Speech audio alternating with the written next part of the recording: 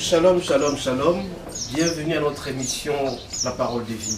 Et bien aimés, nous sommes dans Matin dans Ministry. Il y a 4 compartiments. Nous avons d'abord Kuzombe Kabusoka où nous donnons la parole de Dieu pour toutes celles et tous ceux qui dorment et qui se réveillent. Ils doivent le faire en Jésus-Christ. Et nous avons la parole de vie que nous prêchons régulièrement pour pouvoir faire en sorte que les gens puissent comprendre l'importance, les fondements de la parole de Dieu.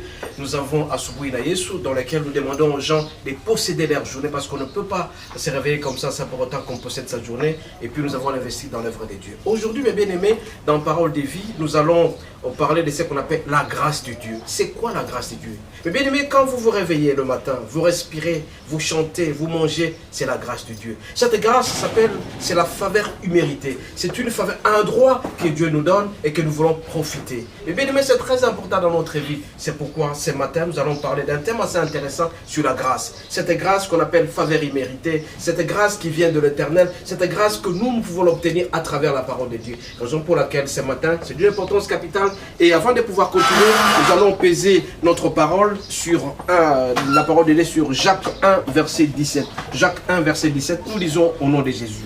Toute grâce excellente et tout don parfait descendent d'en haut du Père de lumière, sur lesquels il n'y a ni changement, ni ombre de variation. Et bien aimé, la plupart des gens se posent la question, pourquoi ceux qui n'ont pas de diplôme travaillent? Pourquoi ceux qui ne sont pas mariés, ils viennent se marier, ils obtiennent des enfants? C'est parce que tout simplement, ils ont la grâce de Dieu. C'est pourquoi, mes bien-aimés, vous devez savoir que tout ce que vous avez, c'est par la grâce. Quand vous marchez, c'est par la grâce. Quand vous avez de l'emploi, c'est par la grâce. Quand vous avez votre épouse et qui vous donne les enfants et tout ce que vous allez faire, c'est par la grâce. Parce que nous sommes victorieux à travers la grâce de Dieu. Mais bien aimé, beaucoup de gens n'ont pas eu la grâce d'atteindre votre âge. Aujourd'hui, vous avez 10 ans, 15 ans, 20 ans, 30 ans, 40 ans, 50, 60, jusqu'à 80 ans. Même 100, 105 ans. C'est une grâce que Dieu vous a donnée. Vous devez donc... Vous avez l'obligation de pouvoir dire merci au Seigneur en toutes circonstances. Et vous devez savoir que cette grâce ne vient pas de n'importe qui. La grâce vient de l'Éternel. C'est l'Éternel seul qui donne cette faveur. C'est l'Éternel seul qui donne cette grâce de pouvoir vivre. Raison pour laquelle chaque jour, chaque matin quand on se réveille, nous devons demander cette grâce. Et cette grâce, on peut l'obtenir de 2 manières. La première manière, c'est que c'est à travers les serviteurs de Dieu. Vous avez besoin de l'emploi, vous avez d'être marié, vous avez besoin de cheminer, vous avez besoin des enfants. Demandez la grâce de Dieu à travers les serviteurs de Dieu qui vont poser la main sur vous. Et aussi, vous pouvez aussi demander votre grâce vous-même. Parce que si vous êtes attaché au Seigneur, vous êtes ancré au Seigneur, si vous êtes connecté au Seigneur, cette grâce peut vous être donnée. C'est pourquoi dans votre vie, dans chaque déplacement, il faut toujours solliciter la grâce de Dieu. C'est pourquoi David disait que la grâce et le bonheur m'accompagnent toute ma vie durant. Vous aussi, vous avez l'obligation, quand vous priez, de demander que cette grâce puisse vous octroyer la faveur, mais évitez d'être orgueilleux. Ce sont les orgueilleux qui ne veulent pas reconnaître la grâce de Dieu. Mais vous et moi, en tant que chrétiens, nous sommes appelés régulièrement à pouvoir demander cette grâce de Dieu. Cette grâce, mes bien-aimés, provient de Dieu. C'est Dieu seul qui donne cette faveur-là. Et en plus de cela, cette grâce, on l'obtient à travers Jésus-Christ. Jésus-Christ est mort sur la croix à cause de nous. C'est à travers Jésus que nous avons cette faveur imméritée. Rappelez-vous, le péché est entré par une personne, Adam, et nous avons été sauvés par une personne, en la personne de Jésus. Et cette grâce, elle est opérée par le Saint-Esprit. Beaucoup de gens ne savent pas qu'il faut demander le Saint-Esprit. C'est le Saint-Esprit qui peut nous octroyer cette grâce, cette faveur-là. Raison pour laquelle, en ce matin, mes bien-aimés, en train de parler de la parole de vie, je vais tout simplement vous demander de solliciter cette grâce.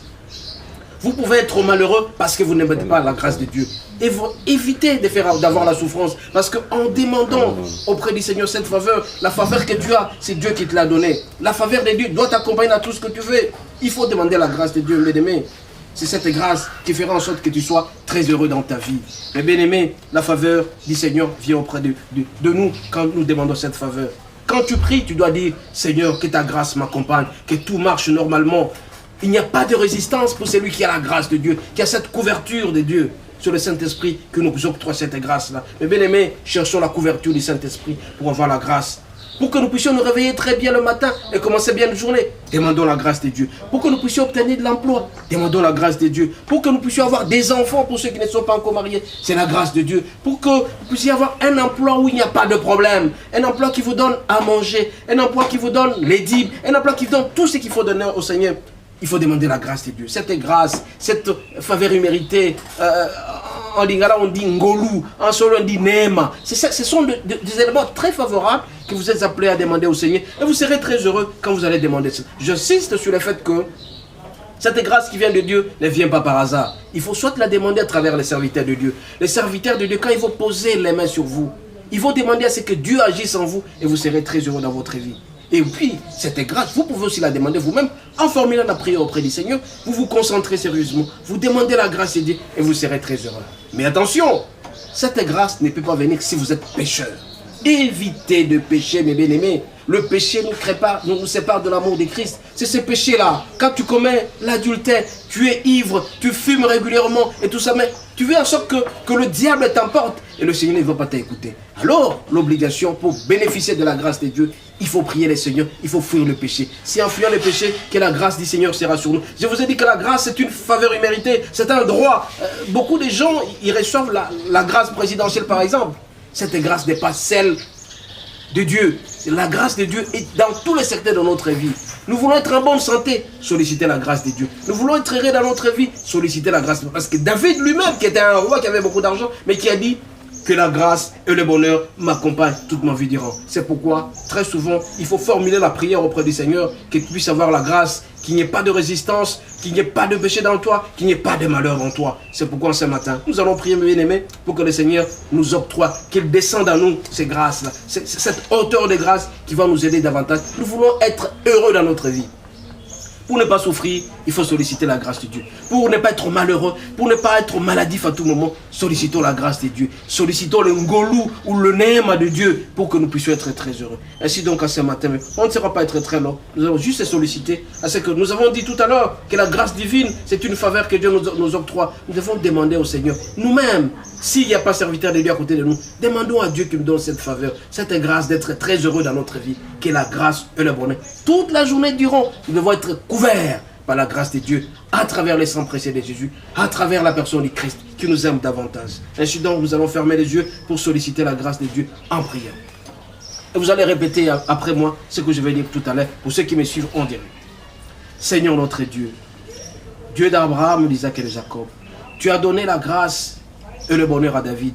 Nous venons auprès de toi solliciter cette faveur imméritée. Comme tu l'as dit à travers Jacques 1, verset 17, que ta grâce ne change pas.